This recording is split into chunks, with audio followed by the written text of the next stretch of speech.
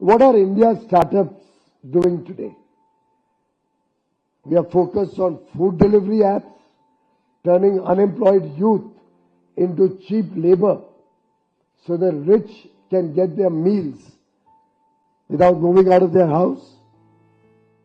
दूसरी तरफ सेमीकंडक्टर्स में ग्रोथ हो रही है, आर्टिफिशियल इंटेलिजेंस खुद की अपने देश की बन रही है लोगों की. They are investing heavily to become self-reliant, building chips, AI models, which will prepare the nation for the future. Bharat ने क्या करना है? आइसक्रीम बनानी है या चिप्स बनाने हैं? आज हम आपको एक कहानी सुनाएंगे. ये कहानी भारत के एक युवा इंजीनियर की है जो देश में स्टार्टअप चलाना चाहता है और देश के लिए कुछ करना चाहता है. लेकिन क्या वो ये कर पाएगा? आइए जानते हैं. पीयूष चिप बनाने वाली कंपनी इंटेल में काम करता था. वहां उसका भविष्य सुनहरा था. अच्छी सैलरी, आरामदायक जीवन और एक स्टेबल करियर. लेकिन पीयूष के दिल में एक सपना था, भारत में कुछ बड़ा करने का, देश के लिए कुछ बनाने का. 2018 में उसने इंटेल में नौकरी छोड़ दी और एक स्टार्टअप शुरू किया जिसका मकसद था एडवांस चिप्स डिजाइन करना. शुरुआत मुश्किल थी, लेकिन धीरे धीरे मेहनत रंग लाई.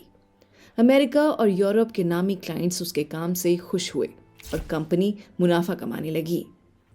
पीयूष को लगा अब समय है देश के लिए कुछ करने का. वो मेटी यानी ministry of electronics and information technology के कुछ सेशंस में गया. बड़े बड़े अधिकारी बैठे थे. पीयूष ने उत्साह से कहा, हम आपके मुताबिक चिप डिज़ाइन कर सकते हैं, बस हमें बताइए आप कितनी यूनिट्स खरीदेंगे. जवाब आया, तुम बनाओ फिर देखेंगे. किसी ने कहा, हम तो नहीं खरीदेंगे, बाजार में जाकर खुद देखो कोई खरीदता है या नहीं. पीयूष चौंक गया. वो समझ गया कि भारत में सरकार सिर्फ बातें करती है, हकीकत में कोई सपोर्ट नहीं है. फिर एक दिन एक डिफेंस कॉन्फ्रेंस में गया. एक अफसर 1 घंटे तक भाषण देता रहा कि उन्हें टेक्नोलॉजी में क्या क्या दिक्कतें हैं.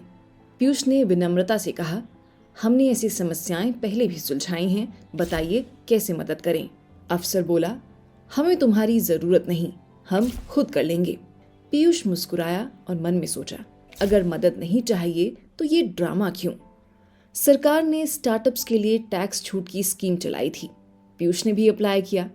2 साल तक फाइल धूल खाती रही. फिर एक दिन मेल आया, और दस्तावेज दो, फिर से लाइन में लगो.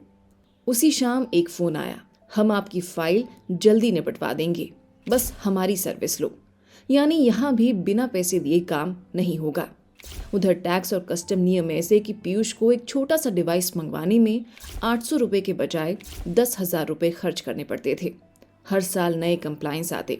तुम चोर हो या नहीं ये ऐप बताएगा. सैकड़ों फॉर्म, नियम और सरकारी बाबुओं के चक्कर. पीयूष ने हार नहीं मानी, लेकिन एक फैसला लिया. अब सिर्फ विदेश के क्लाइंट्स पर ध्यान देगा. वहाँ समय की कद्र है, काम की इज्जत है. भारत में अब वो किसी मीटिंग में नहीं जाता, किसी सरकार से उम्मीद नहीं रखता. पीयूष की कंपनी आज भी बढ़ रही है क्योंकि उसने सीखा कि अगर सिस्टम तुम्हारे खिलाफ है तो सबसे अच्छा तरीका है उसके रास्ते में ना आना, बस अपना रास्ता खुद बनाना. जब सरकारें सिर्फ बातें करती हैं और सिस्टम मदद के बजाय रुकावट बन जाए तो असली बदलाव लाने वाले चुपचाप काम करते हैं और सरकार से कोई उम्मीद नहीं रखते. ये कहानी थी एक सेमीकंडक्टर स्टार्टअप के संस्थापक की, जो देश में स्टार्टअप का काम करना तो चाहता था लेकिन कर नहीं पाया. ये सारी बातें उन्होंने एक पोस्ट के जरिए लिखी जो सीधे कॉमर्स मिनिस्टर पीयूष गोयल के नाम लिखी गई थी. ये पोस्ट पीयूष गोयल के उस बयान के बाद आया है जब उन्होंने कहा कि हमारे स्टार्टअप्स कुछ नहीं कर रहे, वो सिर्फ आइसक्रीम्स बेच रहे हैं और इंडिया के यूथ को चीप लेबर में कन्वर्ट कर रहे हैं. आप पीयूष गोयल के बयान के बारे में क्या सोचते हैं और स्टार्टअप्स को लेकर आपकी क्या राय है? कमेंट कर ज़रूर बताएं.